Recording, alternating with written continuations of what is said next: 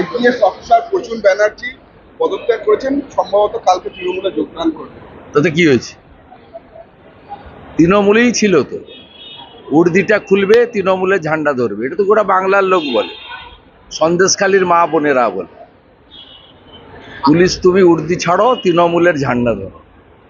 এটা নতুন কি আছে? নতুন বোতল পুরনো মদ। আগে ইউনিফর্ম পরে মানুষের উপর অত্যাচার করতো, বিরোধী দলের লোকদের মিথ্যা মামলায় ফাঁসাতো, এখন সরাসরি পিসি ভাইপোর জামা গায়ে দিয়ে ভোটে দাঁড়াবে আর গোহারান হারাবো আমরা।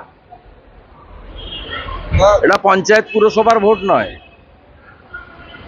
কোনো ভারতবাসী চায় না দেশ ইউক্রেন হয়ে যাক, প্যালেস্টাইন গাজা হয়ে যাক। এটা নরেন্দ্র মোদীকে প্রধানমন্ত্রী করার ভোট। আইপিএস অফিসার প্রচুর ব্যানার্জি পদত্যাগ করেছেন, সম্ভবত কালকে তৃণমূলে যোগদান করবেন। তাতে কি হয়েছে? তৃণমূলেই ছিল তো, উর্দিটা খুলবে, তৃণমূলের ঝান্ডা ধরবে, এটা তো গোটা বাংলার লোক বলে, সন্দেশখালীর মা বোনেরা বলে, পুলিশ তুমি উর্দি ছাড়ো, তৃণমূলের ঝান্ডা ধরো। এটা নতুন কি আছে? নতুন বোতল পুরনো মদ। আগে ইউনিফর্ম পরে মানুষের উপর অত্যাচার করতো, বিরোধী দলের লোকদের মিথ্যা মামলায় ফাঁসাতো, এখন সরাসরি পিসি ভাইপোর জামা গায়ে দিয়ে ভোটে দাঁড়াবে আর গোহারান হারাবো আমরা। এটা পঞ্চায়েত পুরসভার ভোট নয়। কোনো ভারতবাসী চায় না দেশ ইউক্রেন হয়ে যাক, প্যালেস্টাইন গাজা হয়ে যাক। এটা নরেন্দ্র মোদীকে প্রধানমন্ত্রী করার ভোট। ঝাড়গ্রামের আপনাদের যে সাংসদ ছিল তিনি দল ছাড়া ইচ্ছা প্রকাশ করে না, রাজনীতি ছেড়েছেন, দল ছাড়েননি তো।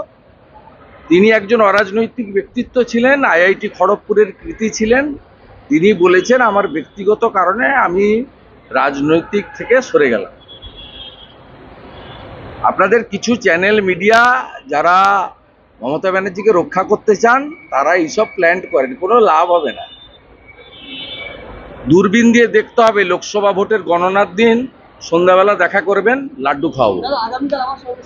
হ্যাঁ, আগামীকাল ঝাঁটা দেখানো হবে সন্দেশখালী, মমতাকে ঝাঁটা দেখানো। আইপিএস অফিসার প্রচুর ব্যানার্জি পদত্যাগ করেছেন, সম্ভবত কালকে তৃণমূলে যোগদান করবেন। তাতে কি হয়েছে? তৃণমূলেই ছিল তো, উর্দিটা খুলবে, তৃণমূলের ঝান্ডা ধরবে, এটা তো গোটা বাংলার লোক বলে, সন্দেশখালীর মা বোনেরা বলে, পুলিশ তুমি উর্দি ছাড়ো, তৃণমূলের ঝান্ডা ধরো। এটা নতুন কি আছে? নতুন বোতল পুরনো মদ। আগে ইউনিফর্ম পরে মানুষের উপর অত্যাচার করতো, বিরোধী দলের লোকদের মিথ্যা মামলায় ফাঁসাতো, এখন সরাসরি পিসি ভাইপোর জামা গায়ে দিয়ে ভোটে দাঁড়াবে আর গোহারান হারাবো আমরা। আইপিএস অফিসার প্রচুর ব্যানার্জি পদত্যাগ করেছেন, সম্ভবত কালকে তৃণমূলে যোগদান করবেন।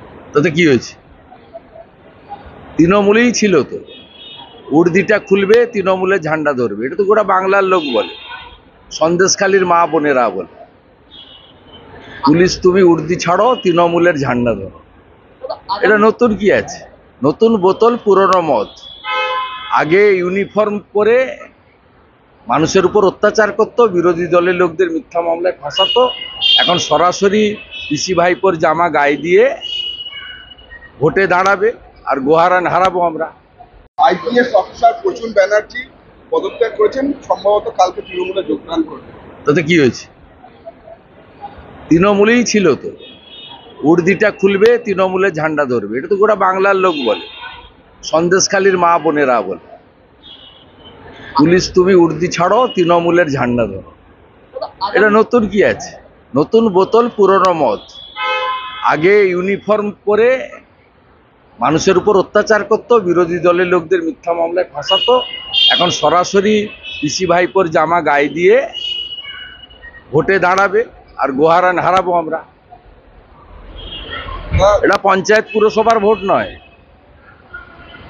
কোনো ভারতবাসী চায় না দেশ ইউক্রেন হয়ে যাক, প্যালেস্টাইন গাজা হয়ে যাক। এটা নরেন্দ্র মোদীকে প্রধানমন্ত্রী করার ভোট। ঝাড়গ্রামের আপনাদের যে সাংসদ ছিল তিনি দল ছাড়া ইচ্ছা প্রকাশ করে না, রাজনীতি ছেড়েছেন, দল ছাড়েননি তো। তিনি একজন অরাজনৈতিক ব্যক্তিত্ব ছিলেন, আইআইটি খড়গপুরের কৃতী ছিলেন। তিনি বলেছেন আমার ব্যক্তিগত কারণে আমি রাজনৈতিক থেকে সরে গেলাম। আপনাদের কিছু চ্যানেল মিডিয়া যারা মমতা ব্যানার্জিকে রক্ষা করতে চান, তারা এইসব প্ল্যান করেন, কোনো লাভ হবে না।